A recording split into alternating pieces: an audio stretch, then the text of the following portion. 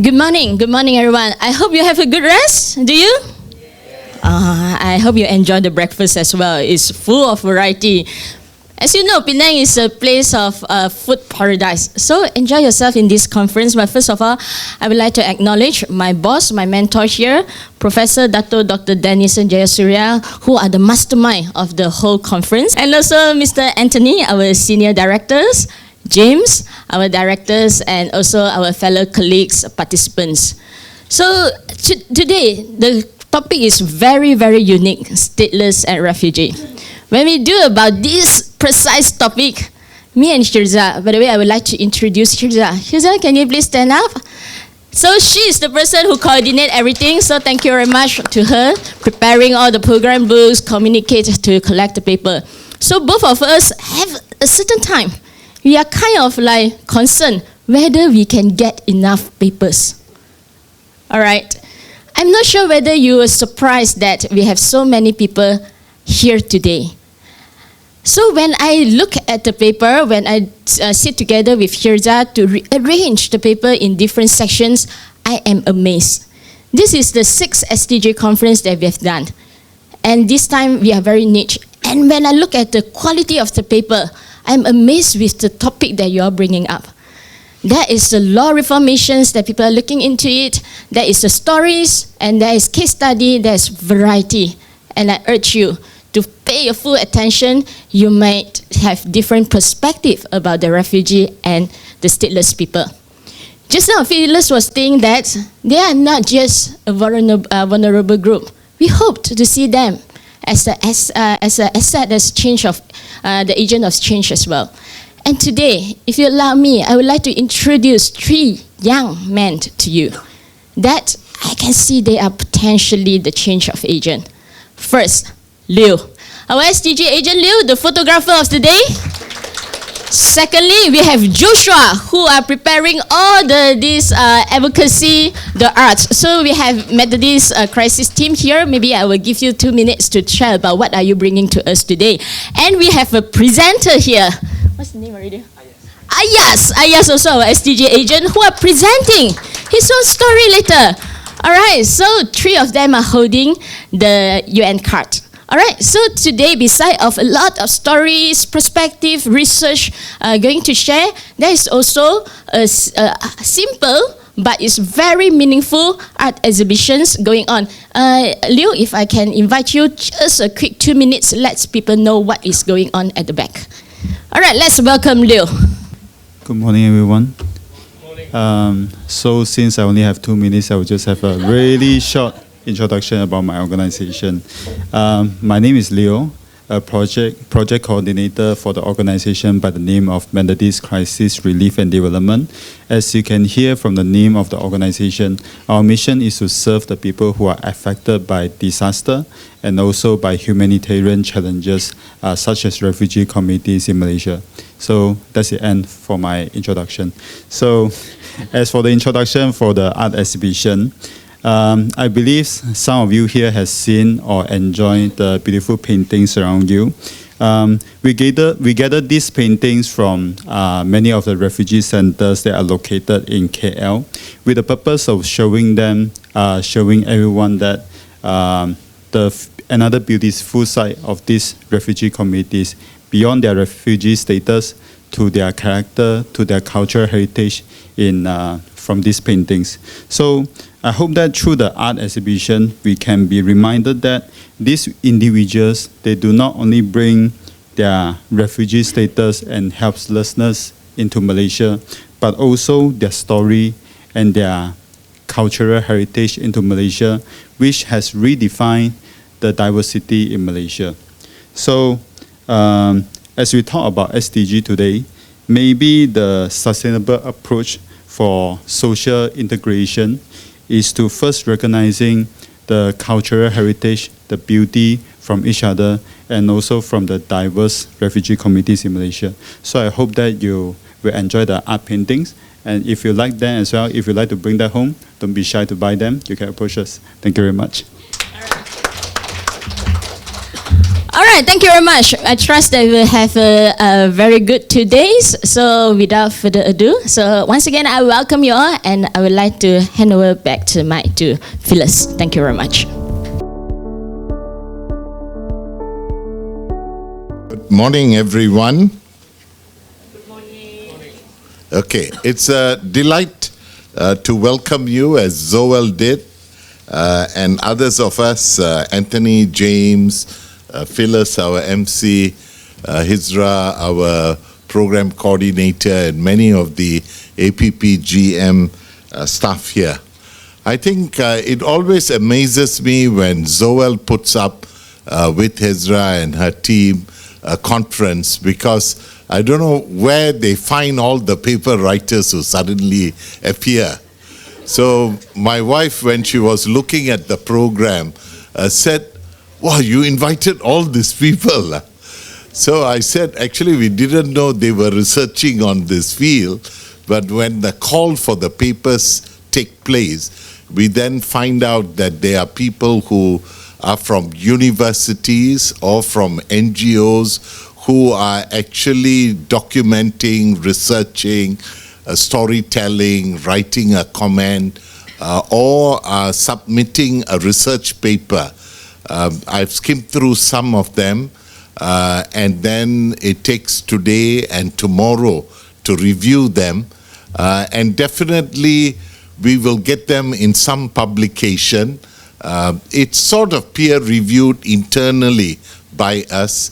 APPGM now has, I think, about 8 to 10 PhDs, a number of masters, and I think the rate of production of materials might be faster than many university departments, and the participation in both national and regional conferences.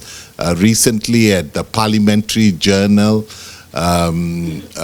we published, I think, 8 of the 14 articles that was reviewed, rewritten, and published by the Parliament. So it's amazing. Give a tepukan lah for the staff who wrote the articles.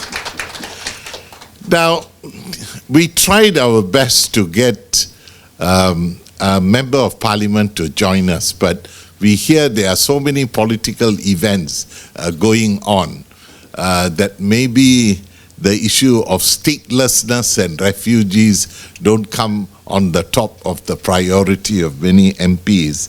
But nonetheless, our conference carries on because of the commitment to the theme of leaving no one behind.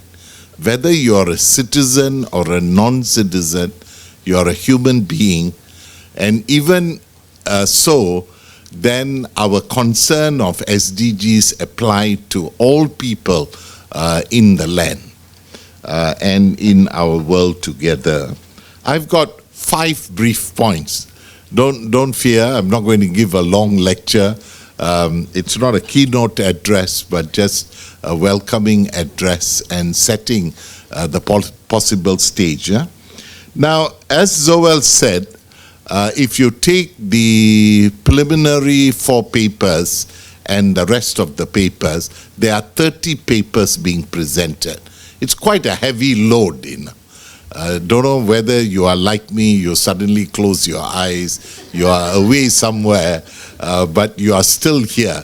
But it's amazing to see that 30 people are gathering to share their views, and it's for others of us around the table who might be an activist or an academic to give your views, to share your questions, so that the papers are enriched in the process and our understanding is enriched, and possibly our advocacy in that line. So 5 key points. I would first start with the global. The global scene, I checked the UNHCR, the 43.4 million refugees and 68.3 million internally displaced people. That's a huge, whole of Malaysia, then equivalent or more are refugees.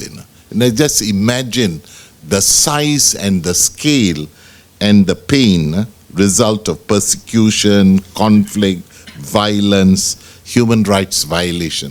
No fault of their own. And victims are largely children and women in that context.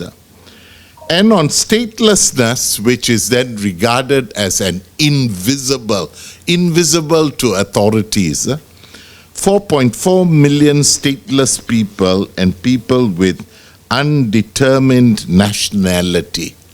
So one of the fundamental things of human rights is a right to nationality, a place that you belong to. And for something as dehumanizing is to not have an identity. So I think it's a critical concern if we take the word kemanusiaan, being human is the theme.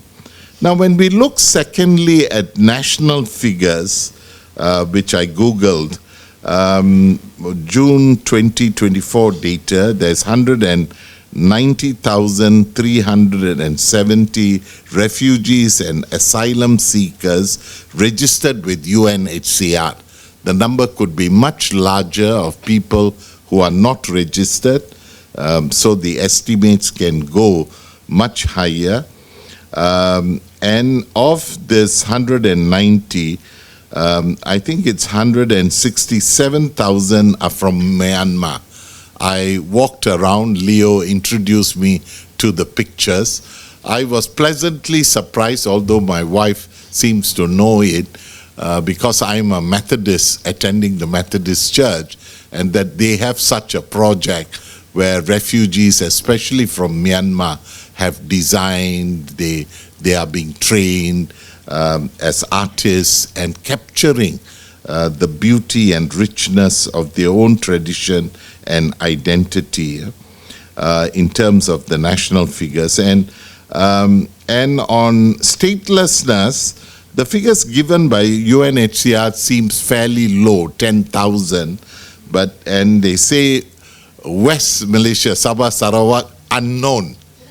So unknown could mean macam invisible lah. But they're all visible when you go to Sabah, especially Sabah. So that's the kind of issues that are coming up at the ground level. APPGM, thirdly, did a lot of mapping work. I skimmed through Ken's paper, which I received, I don't know, last night or early this morning. But I'm not moderating. I've got James to moderate that session. The challenges that refugees are facing and stateless people are facing. And on refugees, we found ground data in 5 parliamentary constituencies, and on statelessness in 30 parliamentary constituencies. So one cannot say it's not a big problem. So it's just going to the ground, talking to the people through focus group discussions. These are the major things that are emerging. Now, one of the concerns that have emerged, while access to education, healthcare, and so forth, are 2 areas of major concerns. One is Malaysian attitude towards refugees and stateless people, which is actually very discriminatory, and saying all crime and all that is by them, and all health or other bad things, or what, on discriminatory kind of remark. And the second that's coming out is police abuse, and it's coming out systematically in stories that people are telling, that authorities who are to protect human beings in the land are actually abusive. And so I think those are kind of concerns in addition to access, and I'm sure the papers that will be highlighted, and also I think Mel is presenting on Sarawak, and there's a paper on Sabah, and I think Shaza's paper on the peninsula would highlight, and many of your own case studies or storytelling will bring this access to health, education. I noted that domestic violence is a major concern. So access to services, counseling, those sort of things in that community would be of concern. Now, one of the benchmarks that we must use, and I've not read your papers enough, so maybe by publication you can link, are actually international benchmarks that the global community through sustainable development goals have said no one should be left behind, no community, which includes refugees, migrants, stateless people, and so forth. No such thing. And the two conventions that stand out, one is a 1951 convention on the refugees, and then a convention on stateless people, 1954. I was born that year, 70 years ago. Both these Malaysia has not signed or ratified or acceded to in any way. And the Stateless Convention is also linked to the 1961, where over 83 countries are parties. Refugees, 146 countries are parties to it. So some countries have benchmarked themselves to a global commitment not to discriminate, but make their societies more inclusive, asylum seekers, and so forth. So that's an important aspect. Fourthly, the conventions benchmark with both SDGs and conventions to see where the disparity, the violations take place. And finally, 3 points on where we will go from here. And I'm sure in the closing session that we would hear tomorrow, one is definitely a publication is coming out, 1 or 2 books. Later we're going to launch 2 books from the KK conference, quite fast, quite hot. This year only, we are bringing out 2 books, and the communications team, the editing team, the writers, 2 books emerging from the poverty. So from here, 30 papers, it could be 2 books, 15, depending on the editor. So a publication will come out, and so your rigorous footnote checking and so forth. All this are to inform key leaders and so forth about these findings. Second, it could be content, this content for policy advocacy, because APPGM has a focus group on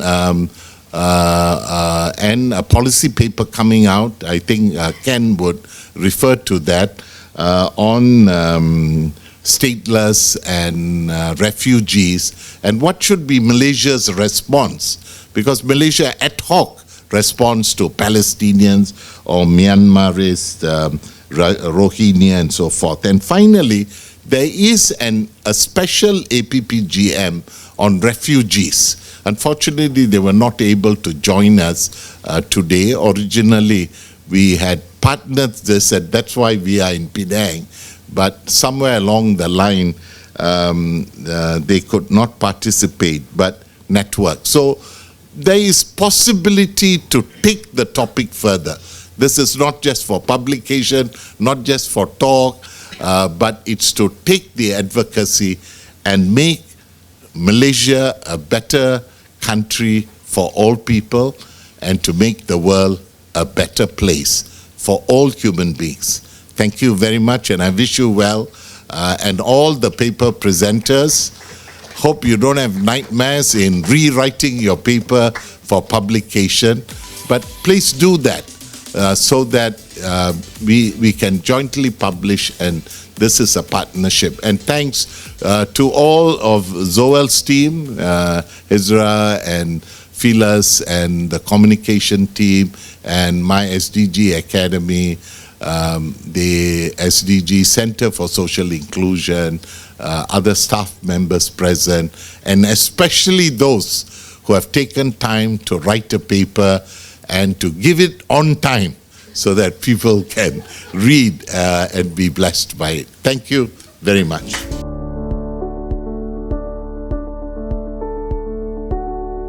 Assalamualaikum and good morning.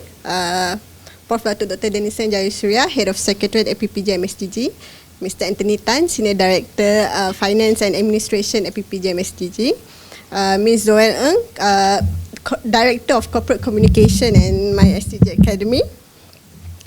Distinguished guests, fellow colleagues and dear friends, it is a privilege to be with you today as we gather for the launch of 2 books that reflect the commitment and dedication of many to addressing one of the most pressing challenges of our time, which is poverty.